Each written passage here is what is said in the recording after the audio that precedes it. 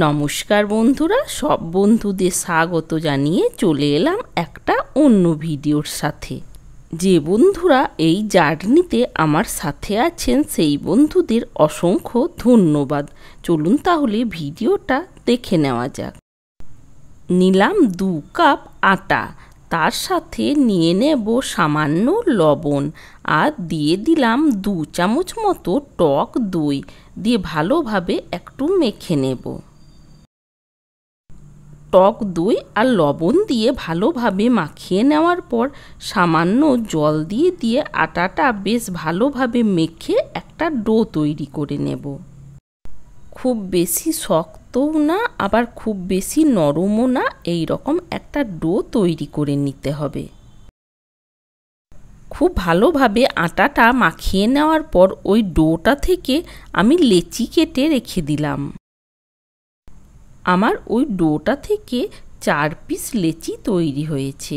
এবার এটা ঢাকা দিয়ে আমি 10 মিনিটের জন্য রেখে দেব। এবার এটা সাইডে রেখে দিলাম। একটা প্যান বসিয়ে নিলাম। প্যানের মধ্যে দিয়ে দিলাম খুব সামান্য সর্ষের তেল। তারপর এর মধ্যে দিয়ে দিলাম অর্ধেকটা গ্রেট করে নেওয়া বিটরুট। এই বিটরুটটা দিয়ে ভালোভাবে একটু নাড়াচাড়া করে ভেজে নেব। বিটরুটটা দিয়ে 1 মিনিট নাড়াচাড়া করে ভেজে নেওয়ার পর এর মধ্যে দিয়ে দিলাম পরিমাণ মতো লবণ। লবণটা দিয়েও একটু নাড়াচাড়া করে ভেজে নেব। লবণটা দিয়েও 1 মিনিট মতো নাড়াচাড়া করে ভেজে এটা নামিয়ে নেব। ওই প্যানের মধ্যেই দিয়ে দিলাম সামান্য সর্ষের তেল। তেলের মধ্যে দিয়ে দিলাম সামান্য গোটা জিরে, তার সাথে দিয়ে দিলাম সামান্য গ্রেট করে নেওয়া আদা। আমি নিরামিষভাবে বানাচ্ছি, আপনারা চাইলে এর মধ্যে কোচানো পেঁয়াজ আর কোচানো রসুনও দিতে পারেন। দিয়ে দিলাম সামান্য হিং। এবার ভালোভাবে একটু নাড়াচাড়া করে নিলাম। এবার এর মধ্যে দিয়ে দিলাম 3 পিস সেদ্ধ আলু। আলুটা সেদ্ধ করে তারপর স্ম্যাশ করে নিয়েছি। আলুটা দিয়েও 1 মিনিট নাড়াচাড়া করে ভেজে নেওয়ার পর দিয়ে দিলাম পরিমাণ মতো লবণ, তার সাথে দিয়ে দিলাম পরিমাণ মতো হলুদ, দিয়ে দিলাম সামান্য লঙ্কার গুঁড়ো। আলুর সাথে সব কিছু মশলা দিয়ে বেশ ভালোভাবে একটু নাড়াচাড়া করে ভেজে নিলাম।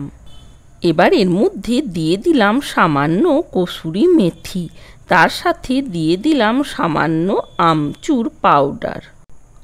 এইগুলো দিয়েও ভালোভাবে একটু নাড়াচাড়া করে তারপর নামিয়ে নেব। পুরটা তৈরি হয়ে গেছে। এবার এটা প্লেটের মধ্যে নিয়ে নিলাম। তারপর একটু ঠান্ডা হয়ে যাওয়ার পর হাত দিয়ে এরকমভাবে একটু মেখে নিলাম। তারপর আলুর পুরটা হাফ হাফ করে নিলাম। এবার এই অর্ধেকটা আলুর পুরের মধ্যে দিয়ে দিলাম ওই ভেজে নেওয়া বিটরুটটা। ভেজে নেওয়া বিটরুটটা দিয়ে খুব ভালোভাবে আলুর সাথে একটু মাখিয়ে নিলাম। ভালোভাবে মাখিয়ে নেওয়ার পর এটা সাইডে রেখে দিলাম।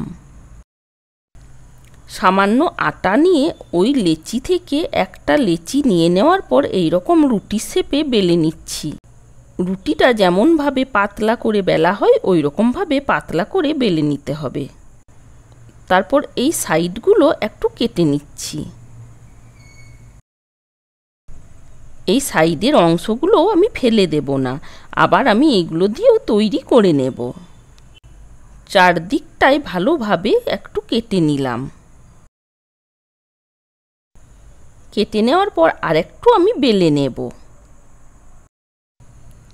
এবার কিছুটা পরিমাণ আলুর পুর, যেটাতে আমি বিটরুট মেশাইনি, ওটা এরকমভাবে অর্ধেকটা পাতলা করে দিয়ে দিলাম।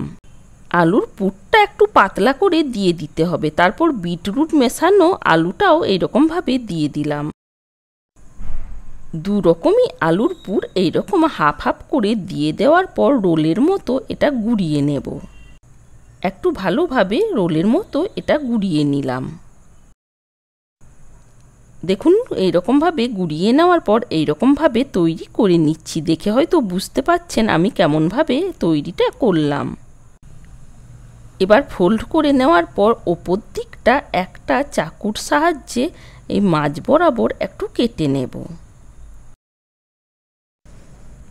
তারপর হাত দিয়ে এইরকম আমি আলুর পুরটা ওপর দিক করে বের করে হাত দিয়ে একটু চ্যাপ্টা মতো তৈরি করে নিলাম। দেখুন দেখে বুঝতে পাচ্ছেন আমি কেমনভাবে তৈরি করলাম।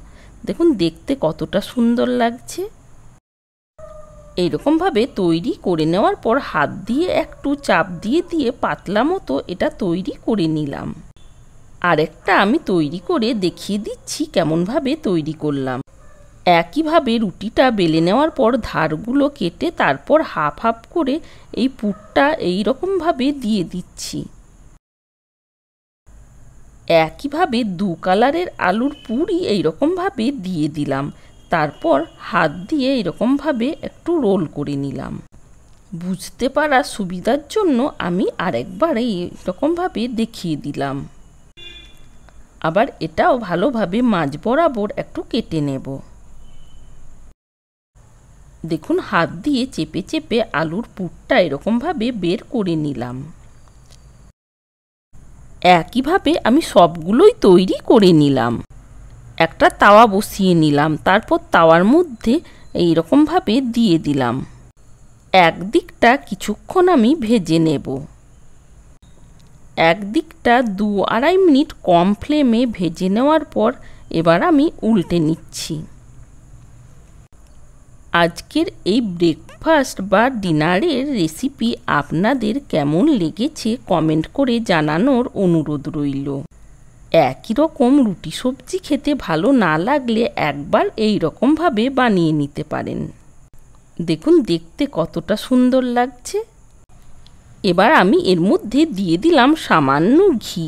সামান্য ঘি দিয়েই আমি এইগুলো ভেজে নেব। আপনারা কিন্তু চাইলে আরেকটু বেশি তেল বা ঘি দিয়ে ভেজে নিতে পারেন।